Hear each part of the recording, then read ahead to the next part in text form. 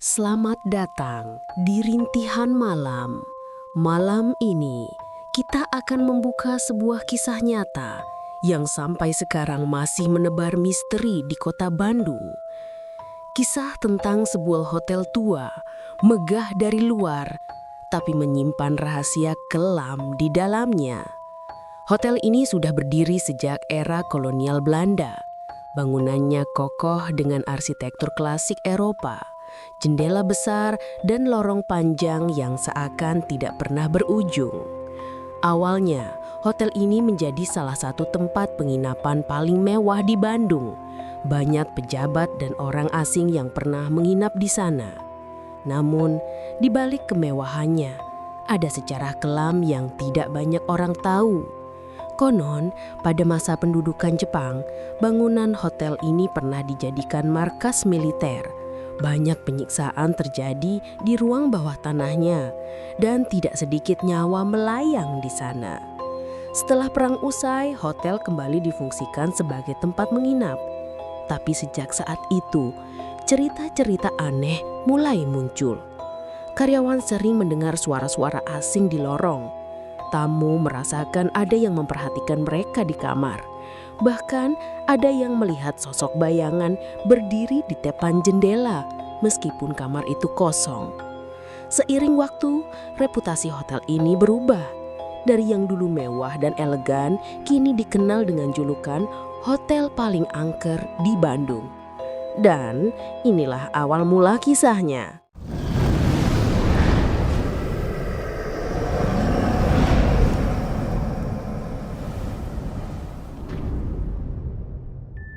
Sejak namanya mulai dikenal angker, banyak cerita dari para tamu yang menginap di sana.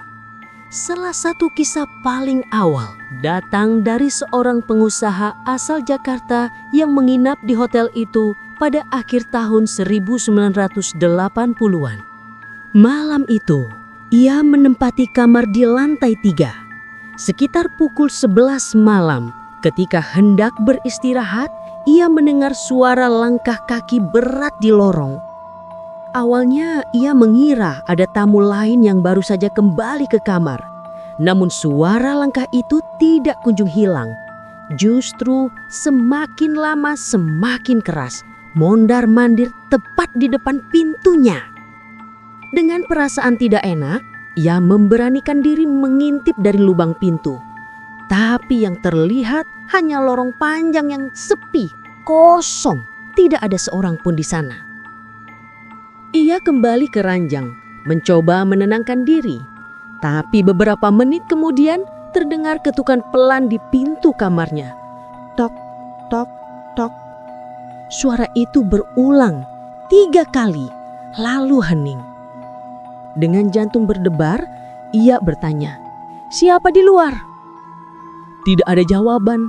Ia coba menelepon resepsionis menanyakan apakah ada staf hotel yang berpatroli di lantai itu.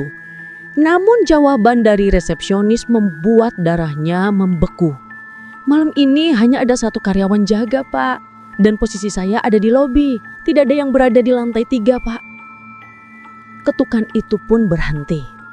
Tapi suasana kamar berubah begitu mencekam. Ia merasa seolah ada seseorang berdiri di sudut ruangan, mengawasinya dalam diam. Sampai akhirnya, ia memutuskan untuk menyalakan televisi sepanjang malam, berharap suara bising bisa menutupi ketakutannya. Keesokan paginya saat ia keluar kamar, ia melihat sesuatu yang membuatnya semakin merinding. Jejak kaki basah memanjang di lorong tepat berhenti di depan pintunya. Padahal semalam tidak ada seorang pun yang terlihat di sana. Dan itulah kesaksian nyata pertama yang kemudian menyebar, memperkuat reputasi hotel ini sebagai tempat berhantu. Namun itu baru permulaan, karena ternyata bukan hanya tamu, tapi para karyawan hotel pun punya cerita yang jauh lebih menyeramkan. Cerita-cerita mistis dari tamu memang banyak, tapi justru para karyawanlah yang paling sering berhadapan langsung dengan kejadian aneh di hotel ini. Mereka yang bekerja shift malam terutama petugas kebersihan dan keamanan, sudah hafal betul dengan gangguan yang kerap terjadi. Salah satu kisah paling terkenal datang dari seorang petugas kebersihan bernama Pak Arman. Suatu malam, ia mendapat tugas untuk mengepel lorong di lantai 2. Lorong itu panjang, lampunya temaram, dan seringkali terasa jauh lebih dingin dibandingkan area lain. Saat sedang asik bekerja, ia mendengar suara seperti seseorang berjalan tergesa-gesa di belakangnya. Tap, tap, tap. Refleks, ia menoleh. Namun, lorong itu kosong. Hanya ada dirinya, ember, dan pelmop yang ia bawa. Ia mencoba mengabaikannya, kembali bekerja sambil bersenandung kecil. Tapi tiba-tiba, lampu di ujung lorong berkedip-kedip lalu mati. Lorong itu mendadak gelap sebagian.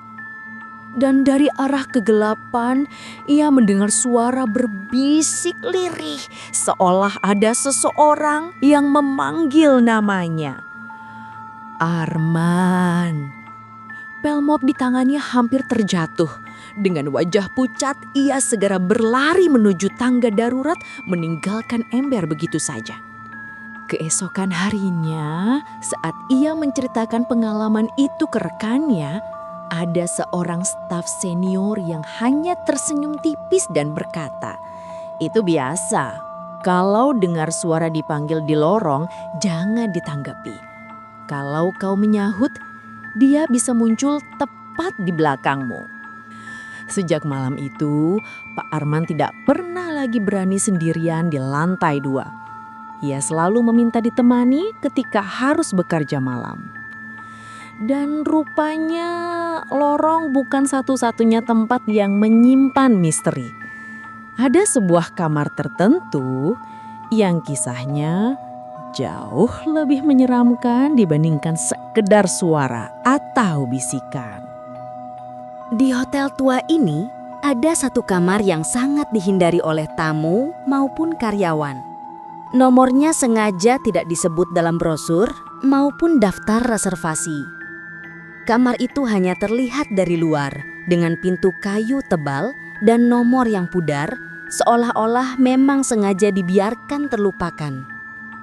Karyawan menyebutnya sebagai kamar terlarang. Bukan tanpa alasan. Konon, setiap tamu yang pernah menginap di sana selalu mengalami hal-hal di luar nalar dan tidak sedikit yang akhirnya kabur tengah malam.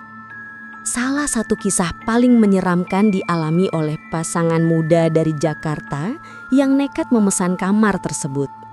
Awalnya mereka tidak tahu menau soal reputasinya. Mereka hanya mendapat kamar itu karena katanya upgrade gratis. Malam pertama berjalan normal. Namun sekitar pukul 2 dini hari, sang istri terbangun karena mendengar suara tangisan lirih dari kamar mandi. Tangisan itu panjang, menyayat hati, seperti suara perempuan yang sedang putus asa. Dengan gemetar, ia membangunkan suaminya, tapi saat pintu kamar mandi dibuka, tidak ada siapa-siapa. Hanya cermin berembun, meski udara di kamar sama sekali tidak lembab. Mereka mencoba kembali tidur, tapi suasana semakin aneh. Lampu kamar beberapa kali berkedip. Tirai jendela bergerak meski jendela terkunci rapat. Dan tepat ketika sang suami hendak mematikan lampu, sosok wanita berambut panjang terlihat duduk di kursi pojok kamar. Kepalanya menunduk, rambut menutupi wajah, daun putih lusuh melekat di tubuhnya.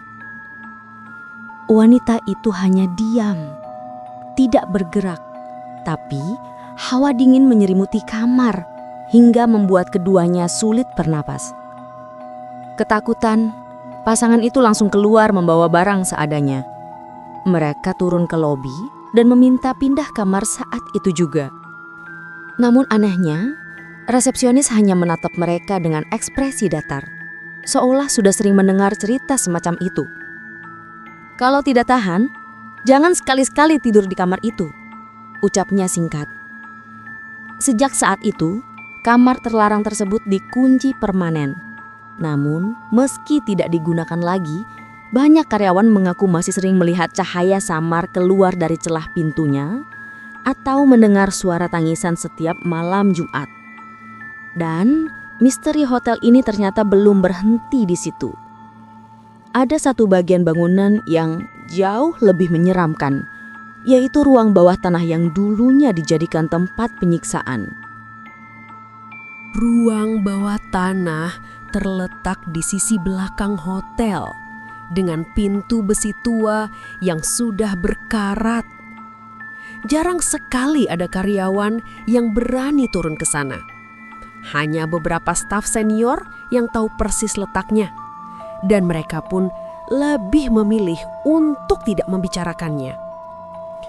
Menurut cerita lama, saat masa pendudukan Jepang, ruang itu digunakan sebagai tempat penyiksaan. Banyak tahanan yang dibawa masuk, tapi tidak pernah keluar lagi. Dindingnya menyimpan noda gelap yang tak pernah benar-benar hilang, meski sudah berkali-kali dicat ulang.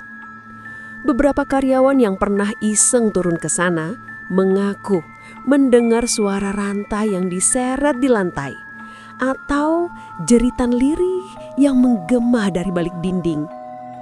Ada juga yang mencium bau anyir darah padahal ruangan itu kosong. Salah satu kisah paling mencekam dialami oleh Dedi, seorang satpam baru yang ditantang rekannya untuk berkeliling bawah tanah sendirian. Awalnya, ia hanya menyalakan senter dan menertawakan cerita-cerita horor yang ia dengar. Namun, semakin jauh ia melangkah, udara di sana terasa semakin berat.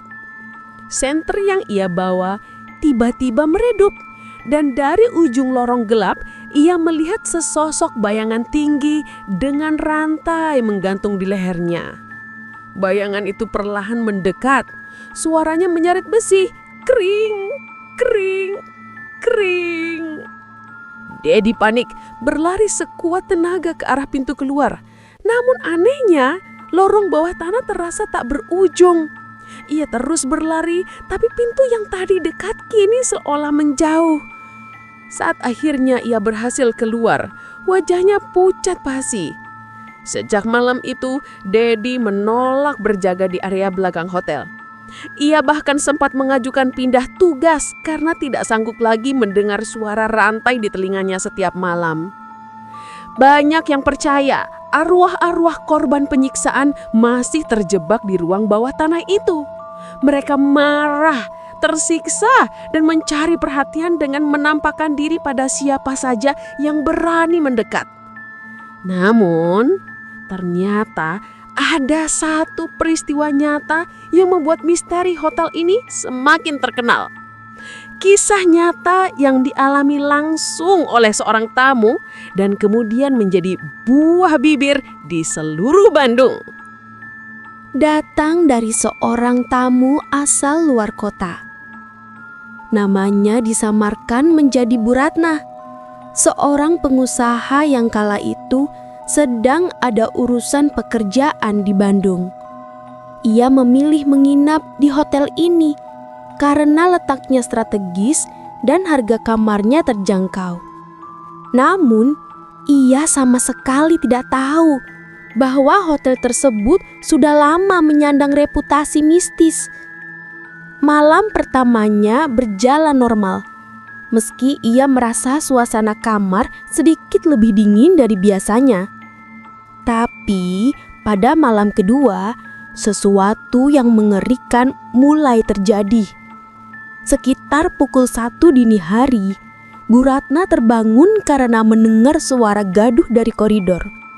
Seperti ada orang berlarian, pintu-pintu dibanting keras dan suara perempuan menjerit. Dengan ragu, ia mengintip lewat lubang pintu, namun lorong itu sepi. Lampu menyala redup, tidak ada seorang pun di sana. Ia kembali ke tempat tidur, mencoba menenangkan diri. Tapi tiba-tiba Cermin besar di kamarnya berembun dan perlahan menampilkan siluet seorang wanita bergaun putih. Siluet itu berdiri di belakangnya, padahal ia sendirian di kamar. Ketakutan, Bu Ratna menutup matanya dengan selimut.